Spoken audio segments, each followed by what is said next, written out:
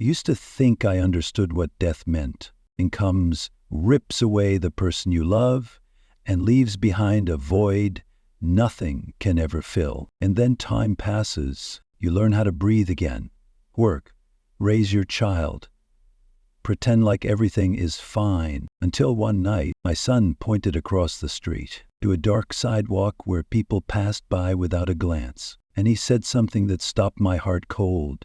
"Look, Mom, it's Dad." I turned and I saw that face. Not someone who looked like him, not kind of similar. It was him, every line, every glance, the face I kissed goodbye in the morgue, the face we buried with a headstone, a funeral, the face that shouldn't be there. There were only two possibilities. Either someone had been lying to me for years, or something far worse was waiting behind the truth, and I wasn't ready for it. 3 years ago, Daniel Whitaker stood in silence by the grave, holding his son, eyes too dry to cry anymore. Elena, his wife, his soulmate, the gentle mother of their son Eli, had passed away after a 6-month battle with cancer. She left quietly, the same way she had lived, graceful, composed, never complaining. The days that followed were a bottomless void for Daniel. He didn't scream, he didn't collapse. He worked like a machine, cared for Eli with a precision that was almost terrifying. But at night, when the lights went out, the house echoed with a silence heavy with absence. So when Daniel took Eli to an upscale restaurant for his 8th birthday, he thought maybe he was starting to heal. Some part of him had accepted the loss. Until they left the restaurant, the Chicago night wind sliced like tiny knives across their skin. The sidewalks were crusted with dirty snow, and the street lights cast sickly yellow streaks across the ground. People hurried by, heads down, not looking at anyone. "Daddy, look, it's Mommy," Eli suddenly cried out, tugging Daniel's coat. Daniel turned instinctively, and the world around him vanished. The woman was sitting on the corner, on a torn piece of cardboard wrapped in a worn-out coat, cradling an old paper cup. Her eyes were blank, staring past the crowd, and that face, which is Elena, every detail, the soft brown eyes, the delicate cheekbones, the lips pressed gently like she always did when she was lost in thought. Not similar, exactly the same. Daniel froze like he'd been electrocuted. His arms dropped, his mouth opened, but no words came out. In his head, he heard the doctor's voice from 3 years ago. "She's not in pain anymore." The priest's final blessing, the sound of dirt hitting the coffin. It all exploded like fireworks behind his eyes. And now the woman he had buried was sitting on the street, holding a cardboard sign that read, "Please help me." Daniel turned to his son, wanting to say something, anything, but he couldn't. Eli was still staring, absolutely certain that was his mother. Children don't question what their hearts recognize. Daniel forced himself to look again. Maybe it was a hallucination. Maybe it was someone who just looked like Elena. But then Naomi, the name on the frayed cloth tag hanging from her neck, tilted her head slightly and brushed a strand of hair from her face, exactly like Elena used to do every morning. Daniel felt his heart crack wide open. He couldn't look away. A woman he knew was dead buried was now living on the streets? If that was Elena, then who had they buried? And if it wasn't, how could someone look that much like her? The woman, Naomi, glanced around, eyes trained like someone who had learned not to be seen. But for a split second, she looked directly at Daniel. Their eyes met like a lightning strike. Naomi flinched, and Daniel stopped breathing. She had seen him, and in her eyes there was a flicker of recognition. She immediately looked down as if nothing had happened, retreating into her shadow. Daniel trembled. Part of him wanted to run to her and demand to know who she was. Another part was terrified. Terrified that it was Elena. Terrified it wasn't.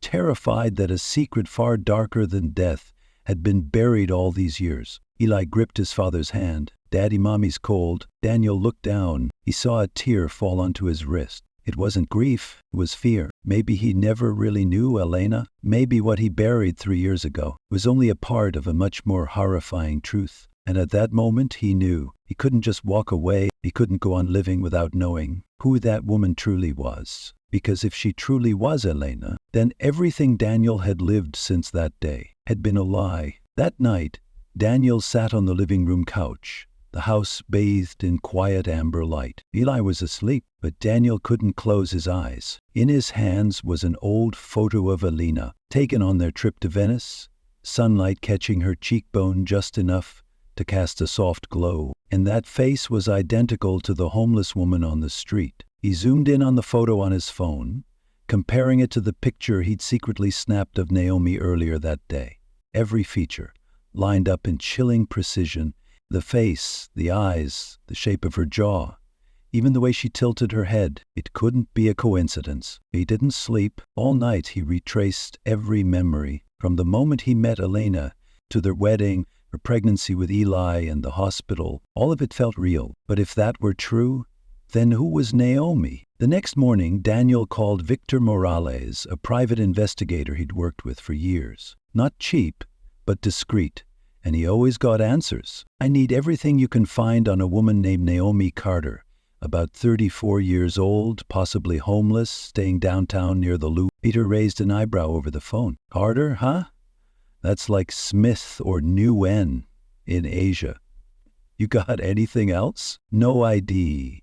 Possibly raised in the foster care system. She looks exactly like my wife. Not a little, I mean a carbon copy. There was a beat of silence. Your wife, she passed, right? 3 years ago.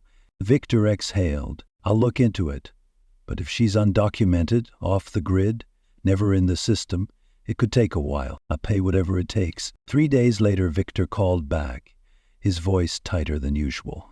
Daniel, I don't even know where to start. Naomi Carter doesn't have a birth certificate, no social security number, no driver's license, no medical records. The only thing I found were a few internal files from foster homes. She entered the system in 1991, first recorded handwritten at a place called St. Agnes. No parents listed, no relatives. Daniel held his breath. I spoke to an old staff member. She said there were rumors Naomi had a twin sister. They were separated at birth. But there's no documentation. Everything's hazy. Daniel whispered. Elena never mentioned a sister. She always said she was an only child. Her mother Judith confirmed that too. Victor's reply came slow, steady. Not everything makes it into the paperwork, Daniel. Secrets people are willing to burn, files to bury. Daniel hung up, his mind buzzing. He looked out the window. The Chicago sky was a dull gray, heavy clouds pressing down like the weight in his chest. If Naomi really was Elena's twin, why had no one ever mentioned her? And if it was true, who had kept it hidden? There was no doubt anymore. He needed the truth. The next day, Daniel returned to the spot where he'd first seen Naomi. She was still there, curled up between two towering buildings, next to a tattered canvas bag, her eyes hollow like they'd been for who knows how long. He approached slowly, steadying his voice. Excuse me, are you Naomi Carter? Naomi flinched, pulling inward on instinct. I didn't do anything, I'm just sitting here. Daniel raised both hands, not coming too close. I'm not a cop. I need to talk to you. It's important. Naomi stared at him, eyes sharp and weary, the kind of stare you earned from living long enough to smell every kind of lie. But Daniel wasn't lying. He took out his phone and showed her a picture of Elena. Naomi froze. That's me? No. As my wife. She died 3 years ago, but you and she are identical. Naomi shook her head, her hands trembling just slightly. I don't know anything. I don't have a family. No one needs to know who I am. Daniel looked her straight in the eye. I need to know. Because I think you're part of my family, even if you don't realize it.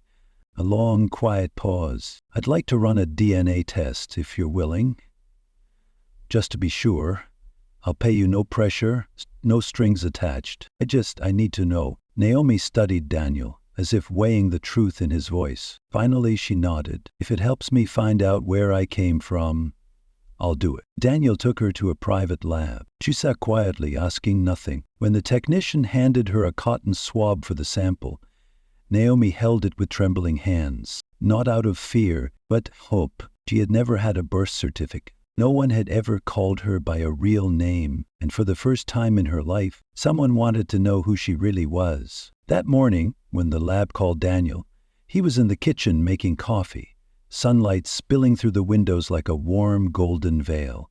The coordinator's voice came through the speaker, carefully measured, deliberate. Mr. Whitaker, we compared Ms. Naomi Carter's DNA sample with the reference data you provided. The results show a 99.7% match. They are identical twins. Daniel dropped the mug in his hand. Hot coffee splashed across the counter. He stood frozen, hands trembling. He'd braced himself for something big, but not this. Elena, his wife, the woman he had buried, had a twin sister, and no one, not a single soul, had ever said a word. Daniel didn't call anyone. He didn't go to work. He drove aimlessly for nearly an hour, past the cemetery where Elena was buried, and finally pulled up outside his mother-in-law's home, Judith Emerson.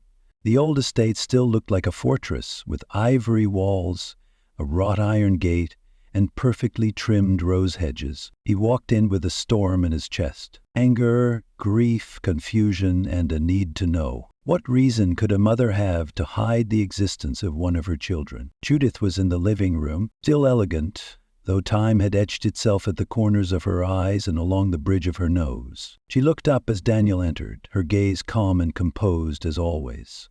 "What's wrong, Daniel? You look pale." Daniel didn't dance around it. He opened the folder and laid the DNA results on the coffee table. "Naomi Carter, she's Elena's twin sister.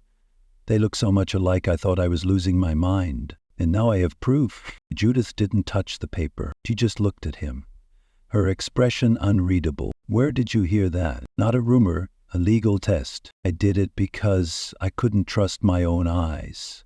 But now I have no choice but to believe." A long silence stretched between them. Judith sat up straighter, her voice quiet but heavy. "You don't know what happened? Then tell me. Tell me why Elena grew up with everything, while her sister was dumped in foster care like she didn't even exist." Judith closed her eyes for a few seconds. When she opened them again, she looked older. "They were born on a snowy night. Small hospital on the outskirts of town. My family was worse off than you know. Your father-in-law had just lost his job, and I had postpartum depression.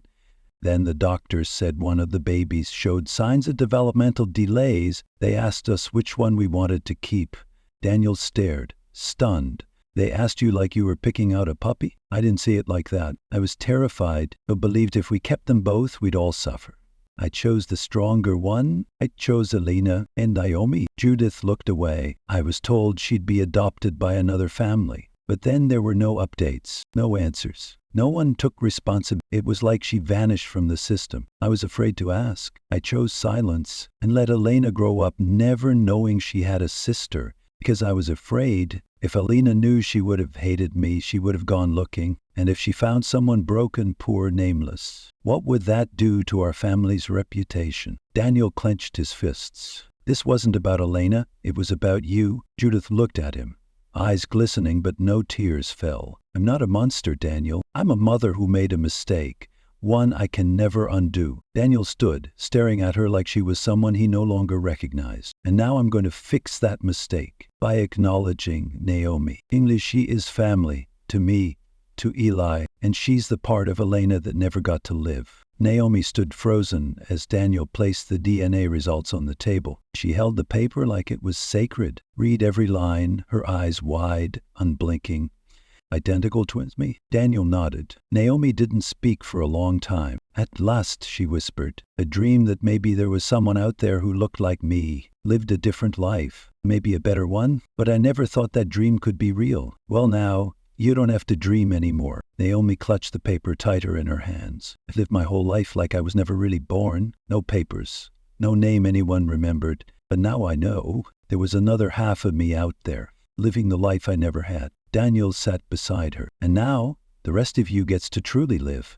Naomi looked out the window, where the sunlight was just beginning to spill through the glass. In her eyes was something new, a rebirth of a person, of a buried past, and a promise for the future. Naomi stood in front of the mirror, her hands gripping the now wrinkled DNA results, creased and worn from being opened and folded again and again. Every time she looked at it, she had to remind herself, this is real. No more doubts. No dream could outmatch this truth. She had a real name, she had a sister, and most importantly, she had been deliberately forgotten. It was Daniel who suggested the interview, not for attention, but because he believed Naomi deserved to be heard. and believed is the one to finally tell her own story. When Naomi walked into the studio that morning, every eye turned to her, not because they knew who she was, but because of the look in her eyes. Tired, yes, but lit with something she'd never had before. A reason to exist. The host introduced her gently. Today, we meet a remarkable woman, someone who lived nearly her entire life with no one knowing her name, and is now rewriting the meaning of family justice. The red light on the camera blinked on. Naomi spoke evenly, without pity. She talked about nights in the orphanage, beaten for spilling rice, about sleeping by the bus station, curled up, holding her stomach against the hunger. It's about nearly being hit by a car, crossing the street for a piece of old bread. Then she said, all my life, I just wanted to know why I was here. I had no birth certificate, why no one came looking. Now I know, because someone chose Elena and chose to leave me behind. Within 24 hours, the interview had gone viral. Social media lit up like wildfire. People began calling her the erased sister. The hashtag Justice for Naomi appeared on thousands of posts, video essays, podcasts, even emotional memes. One article in the Chicago Tribune read, when a wealthy family decides who is worthy of love and who deserves to be forgotten, it's not just cruelty, it's a moral crime. The press flooded Judith Emerson's home with interview requests. She declined every one. At a board meeting of the Elena Emerson Foundation, the nonprofit Judith had launched in her daughter's name after Elena's death, the atmosphere was tight as a wire. A younger board member spoke up bluntly. Are you aware that hiding a family member's existence while using Elena's image to raise money could be considered a manipulation of public trust? Judith replied, her voice still firm. I'm Elena's mother. No one has the right to redefine her legacy. But now everyone knows Elena had a sister, and that sister was sleeping under bridges while you threw charity galas for underprivileged children. Silence stretched between them. Judith's composure finally cracked. You don't understand. Everything I did for Elena, for this family. I'm not a monster. Naomi received more than 40 interview requests, 6 speaking invitations from universities, and hundreds of emails from people who'd grown up in the foster care system. To them, Naomi wasn't just a survivor. She had become a symbol of endurance, of resilience. Daniel and his attorney encouraged her to file for legal recognition, not just for the inheritance she was rightfully owed, but to affirm that she had existed, that she had always been part of a family. Judith came to see Naomi not because she was forced to, but because she knew if she didn't, her entire life would be defined by her silence. Naomi opened the door to her small apartment, standing face to face with the woman who had brought her into the world. Judith stepped inside like someone walking through a room full of mirrors, each one reflecting a piece of the guilt she carried. I'm not here to justify anything, Judith said, holding a small envelope. I just want to give you this. Should have had it a long time ago. Naomi opened the envelope. Inside was a copy of a birth certificate. Naomi Emerson, born the same day, same time, same hospital as Elena. Amy didn't cry. She simply asked, why did you keep it? Because I was afraid that if anyone found out, they wouldn't see me as a devoted mother, but as someone who chose to forget a child. That's not fear. That's selfishness. Naomi didn't say it with anger. Is truth sharp and unflinching? Judith lowered her head. Exercise. You can do what you want, say what you want. I can't stop you anymore. Naomi nodded, like someone who had just removed a stone from her heart after 30 years. Then let the truth speak for itself. 3 weeks later, the Chicago Civil Court formally recognized Naomi Carter as Naomi Emerson, biological daughter of Judith Emerson and the legal twin sister of the late artist Elena Emerson Whitaker. Naomi stepped out of the courtroom into a wall of cameras. She didn't need an expensive coat or elaborate makeup. Every eye was already on her, as if it had always belonged there. And no one called her homeless anymore. And she was Naomi Emerson, the woman who had survived, and now the woman who had finally come alive. 1 year after the truth came to light, Naomi Emerson took the stage at the United States Capitol. The room held a solemn hush. Her face lit up every screen in America. Soft curls framed a delicate face, her frame slender, but in her eyes was something unmistakable, the strength of someone once denied existence. now rewriting what it means to be. She didn't need notes. They didn't rehearse. What she was about to say had lived in her bones for 34 years. Some of us are born to silence. No name, no rights, no one waiting, no one choosing us. But that doesn't mean we're unworthy. The hall held its breath. I spent my childhood in foster care, moving through 12 different facilities, and I was never once called by my real name. There were times I thought maybe I was just a glitch in the system, a child. But today I'm standing here to say I am not a glitch, and the warning and proof that the truth, no matter how long it's buried, will always find its way to the light. The chamber erupted in applause. A TV camera caught the tear falling from a black congressman's eye. The man who'd once grown up in a foster home in Georgia. Naomi stepped down from the podium to thunderous cheers. The press called it the speech that redefined child rights in the 21st century. Time magazine put her on the cover of its special edition with the headline, "The Woman Who Was Never Born but Made Herself Real." Across forums, social media, and global nonprofits, Naomi Emerson became the new face of those who had once been invisible. The Naomi Act passed, requiring all adoption agencies, foster care systems, and welfare institutions to permanently preserve biological records, DNA data, and original identity documents. No child would ever again be severed from the history of who they were. That night, Naomi didn't attend the celebration party. She went instead to the small lakeside apartment where she once stayed, but now it was truly home. Daniel was already there. No flowers, no champagne, just 2 mugs of hot tea, a soft blanket, and warm lamplight. Eli ran out to hug her. He grinned. "At Naomi, today I told my whole class I have a second mom, and she just saved America." Naomi wrapped him in her arms, laughing through her tears. "I didn't save the whole country, sweetie. I just helped a few people not be forgotten anymore." Daniel stood silently, but in his eyes was a message he'd never had to say aloud. "Thank you for coming back to this life.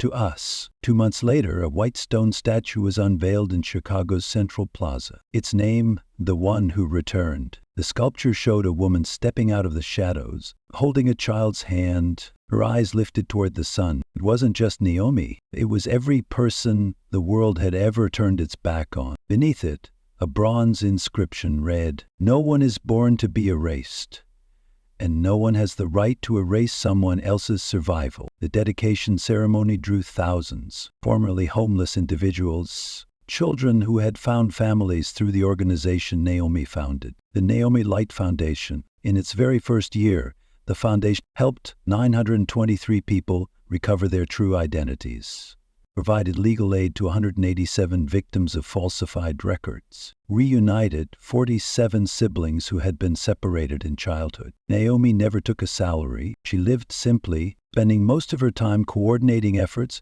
writing, and speaking in schools about children's rights.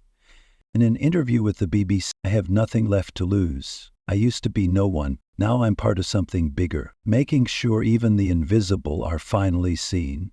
Judith Emerson, the woman who once tried to keep Naomi in the dark, now lived quietly in a small nursing home in northern Minnesota. She no longer appeared in the media. No one invited her to speak anymore. But every morning she watched the news, always hoping for something about Naomi. She once wrote a letter, "Naomi, you've become something I never believed could exist. I made the wrong choice, and now I live to witness you undo it, not with revenge, but with light. I know you don't owe me forgiveness, but I needed to say thank you." Naomi read the letter. She didn't respond, but she kept it in a wooden box, alongside her real birth certificate and a plastic spoon, the only keepsake left from her first foster home. One afternoon, Daniel sat next to Naomi on a park bench. He asked gently, "You ever wonder if Elena had lived, would things have been different?" Naomi was quiet for a moment, then said, "I don't know. Maybe I still would have been forgotten. Maybe not.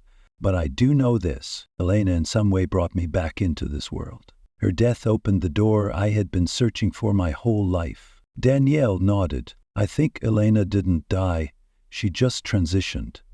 From a sister to a guide." Naomi smiled. For the first time in her life, she didn't feel bitterness when that name was spoken. As night fell and the city lit up, Naomi stood before the marble statue, placing her hand on the bronze portrait beside it. An image of her, Daniel, and Ellie, a family not bound by blood but stronger than any lineage. A child once called nameless was now a mother, a leader, a woman who rebuilt a system that once tried to erase her. And as Eli tugged at her hand, pulling her toward the golden light of the small house they now called home, Naomi knew darkness was once the place she was left behind. But it was also where she found her light. 5 years had passed since Naomi Emerson stood on the floor of Congress and brought the nation to silence. What began as a personal tragedy had become the spark for an unprecedented wave of reform in adoption, social welfare, and identity rights in modern American history. Naomi was no longer just the name of a person. She had become the face of millions who once lived invisible. In its first year, the Naomi Light Foundation opened 7 more branches across the country, each with its own legal team, a DNA archive, and family reunification program. In the second year, the federal government approved a special budget to integrate a national database for orphan children, using blockchain technology developed by Daniel Whitaker's company, ensuring every biological record would be permanent and tamper-proof. By the third year, Naomi's story had been adapted into a best-selling novel, a critically acclaimed documentary, and a Broadway play. One line from the play shook audiences to their core. "I don't know where I came from, but now I know. I come from survival, in where I'm going. No one will ever be forgotten again." In the fourth year, Naomi was invited to speak at the United Nations on the International Day for Stateless Children. She stood in the Great Hall, not grandiose, but simple, just as she had been that very first day. Not a phenomenon, and the consequence, one that was rescued just in time. And if a consequence like me can become a voice, then millions of others can too. I once had no name, and we use that name to call others home. A week after her speech, Naomi was nominated for the Nobel Peace Prize. Eli was now a teenager. The boy who once called Naomi his second mom was now volunteering at the very organization she founded. In his high school graduation essay, Eli wrote, "My mother taught me that sometimes love doesn't come from the person who gave you life. It comes from the one who chooses you, stays for you, fights for you when the world turns away. I am the son of a woman who once had nothing, and now inherit a world made whole." Daniel never married Naomi. They lived together as a family, but without titles. They didn't need them. They chose each other every day. In morning tea, shared dinners, a knowing glance, and silences that never felt empty. In the 5th year, Naomi made a surprise announcement. He was stepping down as head of the foundation. The media was stunned. At the press conference, Naomi said, "I've lit the paths, but light shouldn't pass through just one person. Now I step back so those who were once given power can begin to use it." She handed leadership to a 28-year-old woman, once a victim of human trafficking, rescued through the Naomi program. From survivor, the leader, just as Naomi had once been. After the handover ceremony, Naomi vanished from the public eye. No more interviews, no award appearances, no political speeches. All that remained were a few short essays, signed only N.E., published quietly in independent journals dedicated to social reform. When asked about her during an event, Daniel simply smiled. Naomi's not gone. He just returned to the place where the light was once extinguished, to spark new flames. 10 years after that fateful meeting on a Chicago sidewalk, a group of elementary school students in Ohio launched a project called Women Who Changed the World. Among the 10 portraits they chose was a wax crayon drawing. Brown curls, a red scarf, and eyes looking forward. Below the picture, a little girl had written in shaky handwriting, "If she's real, but if someone who used to be invisible can now be drawn in a picture, then she has to be real."